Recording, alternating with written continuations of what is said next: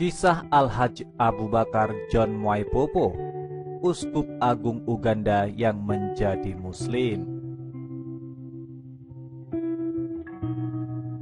Pada 23 Desember 1986, 2 hari menjelang perayaan Natal, seorang uskup agung di Uganda mengumumkan sebuah kabar yang membuat gempar.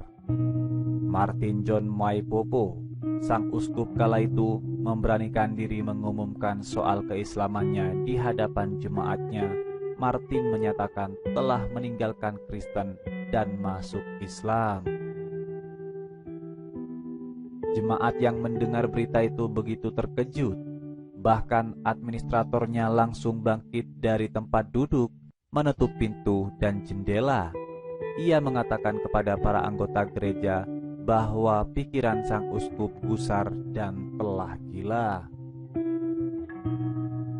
Bagaimana tidak, hanya beberapa menit sebelumnya Mwaipopo mengeluarkan alat musiknya dan menyanyi begitu mengharukan bagi anggota gereja. Namun di dalam hati sang uskup ada keputusan yang hendak ia utarakan yang akan membuat seisi gereja gempar. Hiburan itu nyatanya hanyalah pesta perpisahan.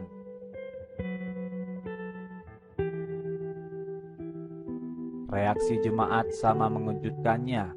Mereka bahkan memanggil polisi untuk membawa sang uskup yang disebut gila itu pergi. Mwaipopo ditahan di sel hingga tengah malam. Syekh Ahmed Sheikh, orang yang bersaksi tentang keislaman Mwaipopo, pun datang untuk menyelamatkannya. Kejadian itu hanyalah awal dari guncangan ringan baginya. Reporter Al-Kalam Simpiwe Sesanti berbicara kepada mantan uskup agung Lutheran kelahiran Tanzania tersebut. Setelah masuk Islam, Mwaipopo kemudian dikenal dengan nama Al-Hajj Abu Bakar John Mwaipopo. Sang reporter merasa terpancing keingintahuannya setelah diberitahu oleh saudara laki-laki asal Zimbabwe, Sufyan Sabelo. Setelah ia mendengarkan ceramah Mwaipopo di Waybank Islamic Center, Durban, Sufyan inilah yang menceritakan tentang Mwaipopo yang tidak hanya memperoleh gelar BA dan Master, tetapi juga doktor di Divinity, namun kemudian beralih agama kepada Islam.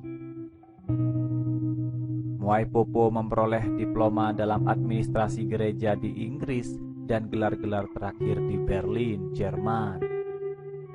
Sebelum menjadi seorang Muslim, ia pernah menjadi sekretaris umum untuk Afrika Timur di Dewan Gereja-Gereja Dunia yang meliputi Tanzania, Kenya, Uganda, Burundi, dan bagian-bagian dari Ethiopia dan Somalia. Di Dewan Gereja, dia bercampur baur dengan Ketua Komisi Hak Asasi Manusia Afrika Selatan Barney Pitiana dan Ketua Komisi Kebenaran dan Rekonsiliasi Uskup Desmond Tutu.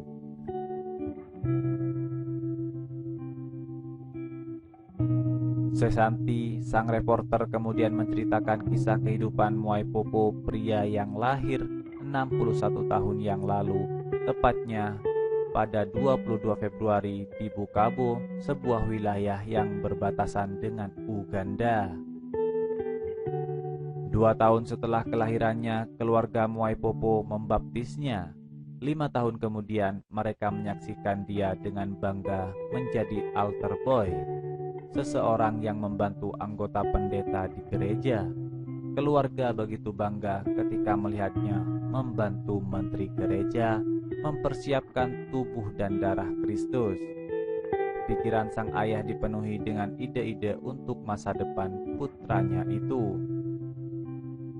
Ketika saya berada di sekolah asrama, kemudian ayah saya menulis kepada saya, menyatakan dia ingin saya menjadi seorang imam. Dalam setiap surat dia menulis ini, kenang Mwaipopo, dalam artikel di laman Islam Web dilansir Selasa 4 Agustus 2020. Namun, Muai Popo alias Abu Bakar memiliki ide sendiri tentang hidupnya.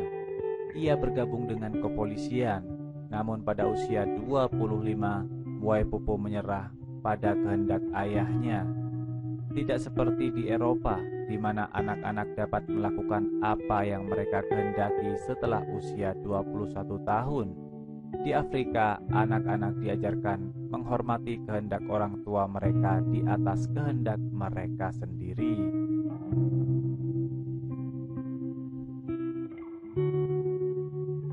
Putraku, sebelum aku menutup mataku atau mati, aku akan senang jika kau bisa menjadi pendeta. Begitulah kata ayahnya pada Muai Popo. Nasihat sang ayah kemudian mendorongnya melangkah ke Inggris pada 1964 untuk mengejar diploma dalam administrasi gereja. Setahun kemudian dia pergi ke Jerman untuk membuat gelar BA. Sekembalinya, setahun kemudian dia diangkat menjadi pejabat pelaksana, hingga kemudian meraih gelar master. Pada saat mengambil gelar doktor, Muai Popo mulai mempertanyakan berbagai hal. Selama ini saya hanya melakukan berbagai hal tanpa bertanya. Saya mulai bertanya-tanya. Ada agama Kristen, Islam, Yahudi, Buddha, masing-masing agama yang berbeda mengklaim jadilah agama yang benar. Apa kebenarannya? Saya menginginkan kebenaran, ujarnya. Sejak itu, Muai Popo memulai pencarian hingga menguranginya menjadi 4 agama besar. Suatu waktu ia mendapatkan salinan Al-Quran. Ketika pertama kali membuka lembaran Al-Quran, ayat-ayat yang pertama ia temukan adalah surah Al-Ikhlas.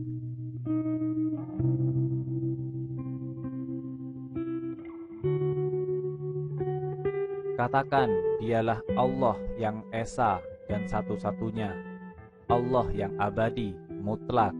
Dia tidak beranak, juga tidak diperanakkan, dan tidak ada yang seperti dia. Demikian Muai Popo coba mengingatnya. Saat itulah benih-benih Islam mulai tertanam untuk pertama kalinya. Kala itu dia menemukan Al-Quran adalah satu-satunya kitab suci yang telah dihilangkan oleh manusia sejak wahyu tersebut diturunkan. Dalam menyimpulkan tesis doktoral saya mengatakan demikian. Saya tidak peduli apakah mereka memberi saya doktor atau tidak. Itu adalah kebenaran dan saya sedang mencari kebenaran, kata Muai Popo.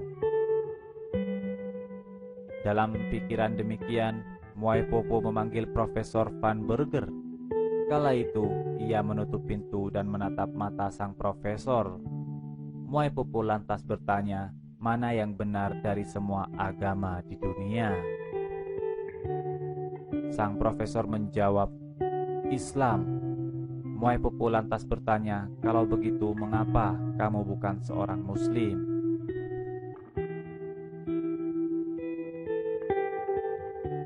Profesor menjawab, pertama, saya membenci orang Arab, dan kedua, apakah Anda melihat semua kemewahan yang saya miliki?